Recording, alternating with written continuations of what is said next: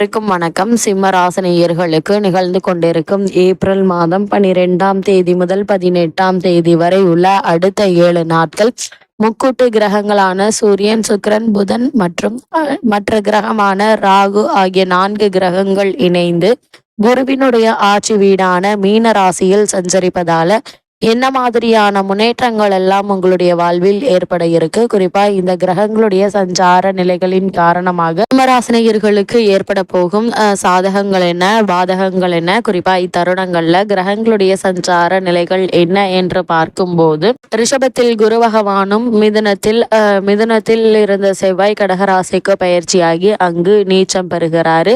கன்னிராசியில் கேதுவும், கும்பத்தில் சனி பகவானும், மீனத்தில் ராகு, சுக்கிரன், சூரியன், புதன் ஆகிய 4 கிரகங்கள் இணைந்து சஞ்சரிக்கிறாங்க.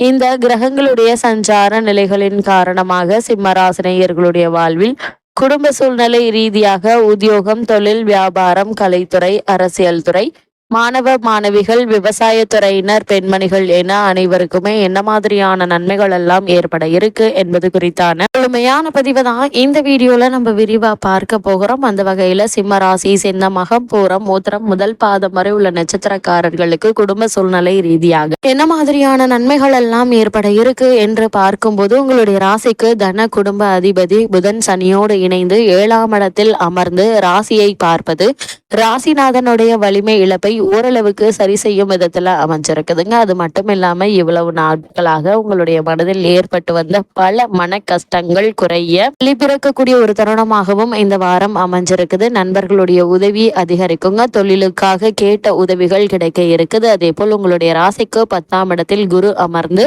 ஸ்தான பலம் கெட்டாலும் அவருடைய பார்வையால் குடும்ப விருத்திக்கு வழிபிறக்க இருக்குங்க. அதாவது புத்திரபாக்கிய யோகம் கிடைக்க இருக்கு என்பதை கிரகநிலைகள் தெளிவுபடுத்துது. சுபகாரிய முயற்சிகள் தடைகளை மீறி பலன் கொடுக்கும் விதத்தில் அமையக்கூடிய வாரமாக தான் இந்த வாரம் அமைஞ்சிருக்குது என்பதை கிரகநிலைகள் மீண்டும் மீண்டும் அறிவுறுத்துதுங்க. அதே போல் ராசிநாதனை தவிர்த்த சில கிரக அமைப்புகளினால் நன்மைகள் இருந்தாலும் கூட ராசிநாதன் பலம் குறைந்த காலத்தில், அதாவது அஷ்டமத்தில் ராகுவோடு இணைந்த காலத்தில் எதையும் நிதானமாகவும் பொறுமையுடன் யோசித்து செய்வது மிக மிக நல்லது. அதோடு 12ஆம் இடத்தில் இந்த வாரத்தினுடைய பிற்பகுதியில் செவ்வாய் நீச்சம் பெறுவது தைரியத்தை குறைத்து காரிய தடைகளை அதிகரிக்குங்க.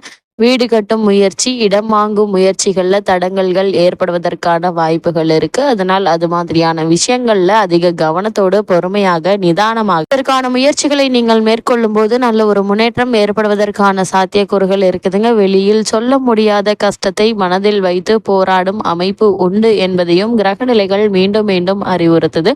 அதே போல இந்த காலகட்டத்தை பொறுத்த வரைக்கும் சுக்கிரன், புதன் ஆகிய இருவர் மட்டும் உங்களுக்கு அனுகூலமாக நிலை கொண்டிருக்கிறாங்க. வரவுக்கேற்ற செலவுகளும் காத்திருக்குதுங்க. இந்த காலகட்டங்களுடைய வாரத்தினுடைய கடைசியில் நிதி பற்றாக்குறை சற்று கடுமையாக இருக்குங்க. அதனால் இந்த வாரத்தினுடைய ஆரம்பத்திலிருந்து சிக்கனமாக செலவு செய்வது மிக மிக நல்லதுங்க. அதே போல இத்தருணங்களை பொறுத்த வரைக்கும் கணவன் மனைவியிடையே ஒற்றுமை அதிகரிக்குங்க. அன்பும் அந்யோன்யமும் அதிகரிக்க இருக்கு. இது மாதிரியான நேரங்களில் மேலும் ஒருவருக்கொருவர் விட்டு கொடுத்து நடந்து கொள்வது மேலும் இருவருக்குள்ளும் அந்யோன்யத்தை அதிகரிக்க வைக்குங்க. ஒருவேளை உங்களுக்கு பழைய கடன்கள் இருந்துச்சு அப்படின்னா அவற்றை அடைத்து நிம்மதி பெற வழிபிறக்கக்கூடிய ஒரு தருணமாகவும் இந்த வாரம் அமைஞ்சிருக்குது. அதே போல உடல் ஆரோக்கியத்தில் சிறு பாதிப்புகள் ஏற்படலாங்க. சிறு உடல் உபாதை என்றாலும் கூட உடனே மருத்துவரிடம் அணுகி அதற்கான சிகிச்சை எடுத்துக்கொள்வது நல்லது என்பதை கிரகநிலைகள் மீண்டும் மீண்டும் அறிவுறுத்துது.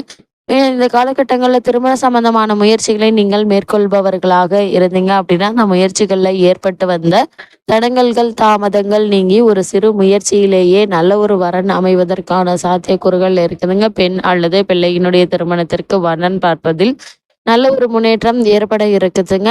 அதே போல இந்த தருணங்கள்ல உத்தியோக காரணமாகவோ அல்லது மற்ற காரணங்களுக்காகவோ குடும்பத்தை விட்டு பிரிந்திருந்தவர்களும் கூட ஒன்று சேரக்கூடிய ஒரு தருணமாக தான் இந்த வாரம் அமைஞ்சிருக்குது. சிம்ம ராசி சேர்ந்த உத்தியோகஸ்தர்களுக்கு இந்த வாரத்தில் மேலும் என்ன மாதிரியான நன்மைகள் எல்லாம் ஏற்பட இருக்கு என்று பார்க்கும்போது, அன்றாட பணிகள்ல நீங்கள் கவனமாக இருக்க வேண்டியதன் அவசியத்தை கிரகநிலைகள் உணர்த்துதுங்க. மேலதிகாரிகளுடைய கண்டிப்பு ஓரளவிற்கு உங்களுக்கு அச்சத்தை ஏற்படுத்தும்.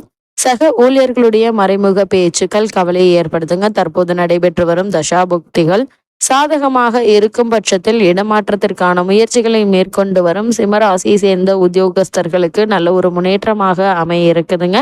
அலுவலகத்தில் அனைவரிடமும் அனுசரித்து நடந்து கொள்வது அவசியம் என்பதை கிரக நிலைகள் வற்புறுத்தி காட்டுது. அதே போல் சிம்ம ராசியை சேர்ந்த தொழில் மற்றும் வியாபாரம் செய்பவர்களுக்கு இந்த வாரம் ஏப்ரல் மாதம் 12ஆம் தேதி முதல் 18ஆம் தேதி வரை உள்ள அடுத்த 7 நாட்கள் மேலும் என்ன மாதிரியான நன்மைகள் எல்லாம் உங்களுடைய வாழ்வில் ஏற்பட இருக்கு என்று பார்க்கும்போது, பாக்கியஸ்தானத்தில் சூரியனும் ஜீவனஸ்தானத்தில் குரு பகவானும் விரயத்தில் செவ்வாயும் நிலை கொண்டிருக்கிறாங்க. இத்தகைய கோள்நிலை வர்த்தகத்துறையினருக்கு கடின போட்டிகளையும் சந்தையில் எதிர்பாராத பிரச்சனைகளையும் ஏற்படுத்த இருக்குதுங்க. கூடுமான வரைக்கும் இந்த காலகட்டங்களில் உங்களுடைய பொருட்களுக்கு எதிர்பார்த்திருந்த விலை கிடைப்பது என்பது சற்று கடினம் என்பதை கிரக நிலைகள் மீண்டும் மீண்டும் அறிவுறுத்தது. உங்களுடைய உற்பத்தியை சற்று அளவோடு வைத்துக் கொள்வது நஷ்டம் ஏற்படுவதை தவிர்க்க உதவுங்க. புதிய முதலீடுகளை கண்டிப்பாக தவிர்த்துக்கோங்க.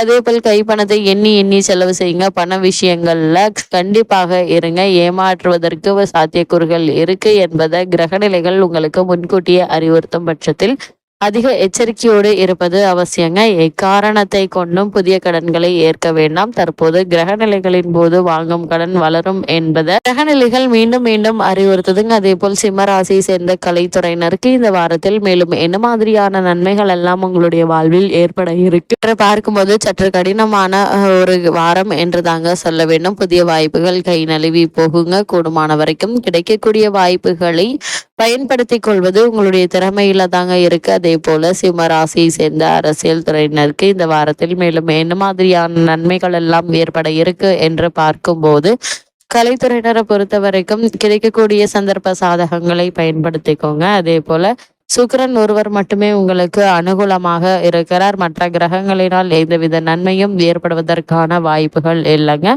இந்த காலகட்டங்களில் கிடைக்கக்கூடிய சந்தர்ப்ப சாதகங்களை பயன்படுத்திக் கொள்வது உங்கள் கையில தாங்க இருக்கு. அதே போல் மாணவ மாணவியரை பொறுத்தவரை பாடங்கள்ல மனம் தீவிரமாக ஈடுபடுங்க. கிரகிப்பு திறனும் நினைவாற்றலும் அதிகரிக்க இருக்கு. சிந்தனைகள் சிதறங்க. படிப்பில் கவனம் அதிகரிக்கும். பிற மாணவ மாணவிகளுடன் தேர்வதில் அதிக கவனம் அவசியம். உங்களுடைய சொந்த விஷயங்களை யாருக்காகவும் எதற்காகவும் பகிர்ந்து கொள்ள வேண்டாங்க. ஏனென்றால் அவை உங்களுடைய கல்வி முன்னேற்றத்தை கடுமையாக பாதிக்கும் என்பதை கிரகநிலைகள் முன்கூட்டியே அறிவுறுத்தும் பட்சத்தில் எச்சரிக்கையாகவும் கவனமாகவும் இருப்பது நல்லது. அதே போல சிம்மராசி சேர்ந்த விவசாயத்துறையினரை பொறுத்த வரைக்கும் விவசாயத்துறைக்கு அதிகாரம் கொண்டுள்ள கிரகங்கள் இந்த வாரம் முழுவதுமே அவ்வளவு அனுகூலமாக இல்லைங்க.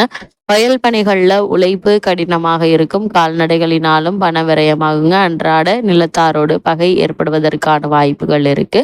இது மாதிரியான நேரங்கள்ல அதிக பொறுமை மிக மிக அவசியங்க. பெண்மணிகளை பொறுத்த வரைக்கும் இந்த வாரத்தில் உத்தியோக ரீதியாகவோ அல்லது மற்ற காரணங்களுக்காகவோ குடும்பத்தை விட்டு பிரிந்திருந்த கணவன் அல்லது மனைவி குடும்பத்தோடு ஒன்று சேரக்கூடிய ஒரு தருணமா அமைஞ்சிருக்குது. சிம்மராசினியர்களுக்கு இந்த வாரத்தில் கிரக நிலைகளின் ரீதியாக கூறப்படும் பரிகாரம் என்ன என்று பார்க்கும்போது, சனிக்கிழமைகள்ல பகலுணவு ஒரு பொழுது மட்டும் அருந்தி இரவில் உபவாசம் இருப்பது கைமேல் பலனளிக்கும் என்பதை கிரக நிலைகள் உங்களுக்கு தெளிவுபடுத்துது.